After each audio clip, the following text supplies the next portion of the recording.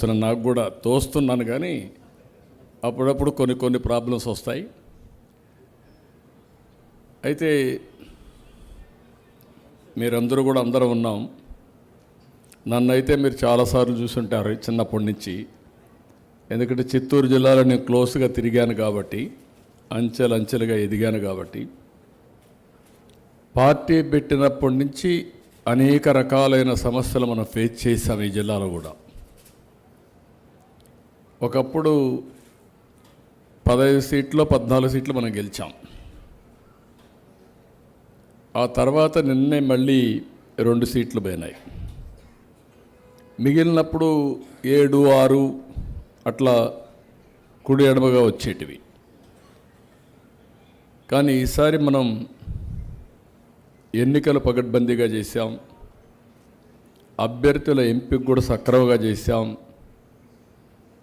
Timely రాజకీయాల్లో ప్రతి ఒక్క అడుగు కూడా టైమ్లీ కరెక్ట్గా వేయాలి.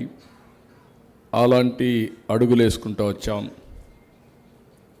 కడాని మిమ్మల్ని, నన్ను, అందరినీ కూడా ఎన్ని ఇబ్బందులు పెట్టినాం.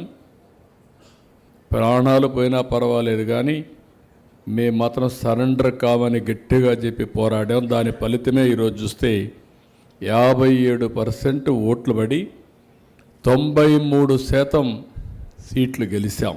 ఇది ఒక చరిత్ర. ఇటీవల కాలంలో మీరు ఒకసారి చూస్తే దేశంలో ఎక్కడ కూడా ఇలాంటి విక్టరీ రాలా. దానికి కారణాలు కూడా అనేక కారణాలు ఉన్నాయి, మామూలు కారణాలు కాదు. హిస్టారికల్గా 5 సంవత్సరాలు మనం కానీ బ్యాక్ వెళితే జనరల్గా పబ్లిక్ ఒక విషయం, తెలుగుదేశం పార్టీ కుటుంబ సభ్యులకైతే 5 సంవత్సరాలు నరకం అంటే ఎట్లుందో తెలియదు, కానీ ఆ నరకాన్ని చూసాం.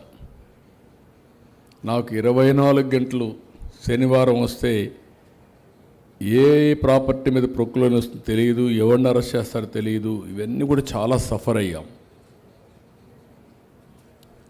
కానీ నాకు ఆ రోజు ఈరోజు ఒక విశ్వాసం, దేశంలో ఏ రాజకీయ పార్టీకి లేనటువంటి పటిష్టమైన పార్టీ యంత్రాంగం ఉండే ఏకైక party Telugu Desam party. I'm proud of it.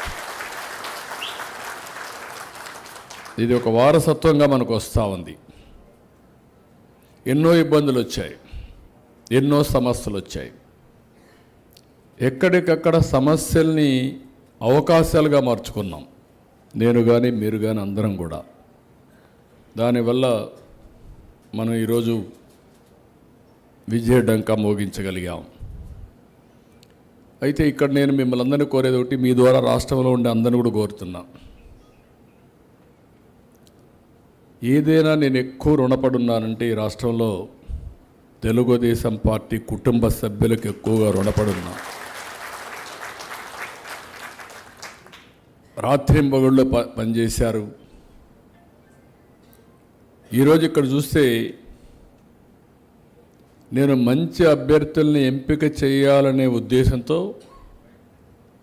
2 అభ్యర్థులను కూడా, ప్రసాదరావు గారు ఎంపీ, ఒక ఇన్కమ్ ట్యాక్స్ ఆఫీసర్గా పనిచేసి రిటైర్ అయ్యాడు. నేను అన్నీ అనలైజ్ చేసిన తర్వాత చిత్తూరు నియోజకవర్గం పార్లమెంటుకి సరైన అభ్యర్థి ఎవరంటే ప్రసాదరావు గారు అని చెప్పి నేను ఆయన ఎంపిక చేశాను. అదే సమయంలో థామస్ గారిని చూసినప్పుడు 1-2 సార్లు ఇన్ఫర్మేషన్ వచ్చింది. అంత మునుపు మీరు కూడా చెప్తే